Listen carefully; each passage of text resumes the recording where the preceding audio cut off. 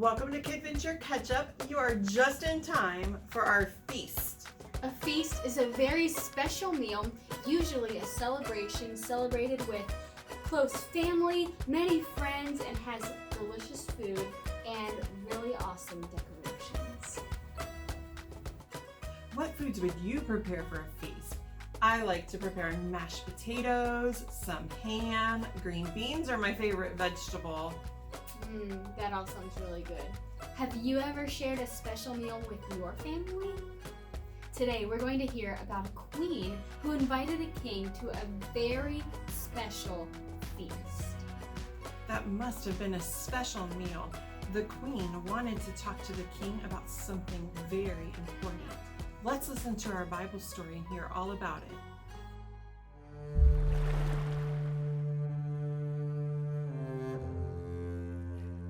King Ahasuerus was the king of Persia. Many years earlier, when Cyrus was king, he sent some of God's people back to Judah to rebuild the temple in Jerusalem. Some of God's people stayed in Persia. God's people were called Jews because they were from Judah. The king of Persia chose Esther to be his queen. Esther didn't tell the king that she was a Jew. One day, Mordecai heard that Haman, an important leader who worked for the king, was planning to kill all the Jews. Mordecai was upset. He was a Jew. He didn't want all the people he loved to be killed. Mordecai and all the Jews cried. Esther didn't know what was wrong.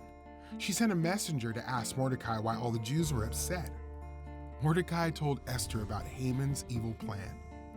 "You have to do something," Mordecai said. "Ask the king to stop Haman.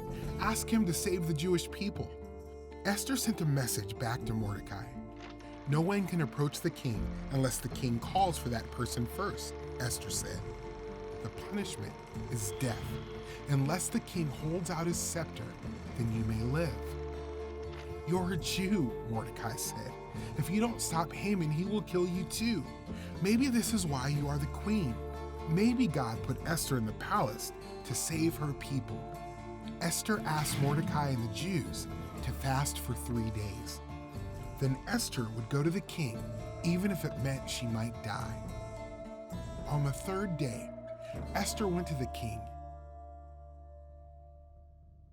He saw Esther and held out his golden scepter.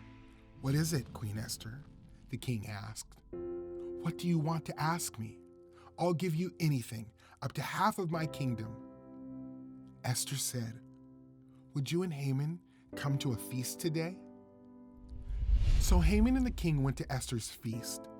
After eating, the king said, "What do you want, Queen Esther? I'll give you anything, up to half of my kingdom." "Come to my feast tomorrow," Esther said. The king agreed.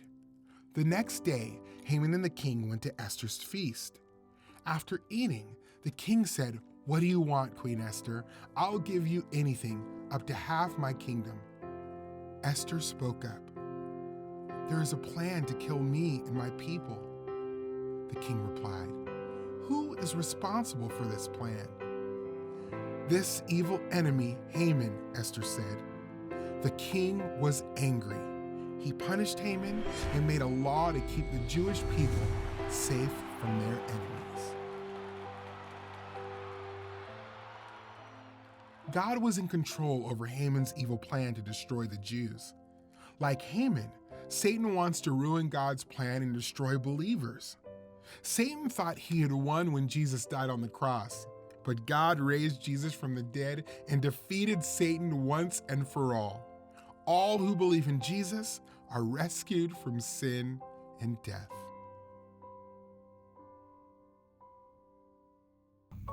God's plan was to send the Messiah into the world through Abraham's family. Haman's evil plan could not stop God's plan. By saving the Jews, God can send Jesus into the world to rescue his people. Thanks for joining us today for KidVenture Ketch-up. Now we're off to enjoy our feast.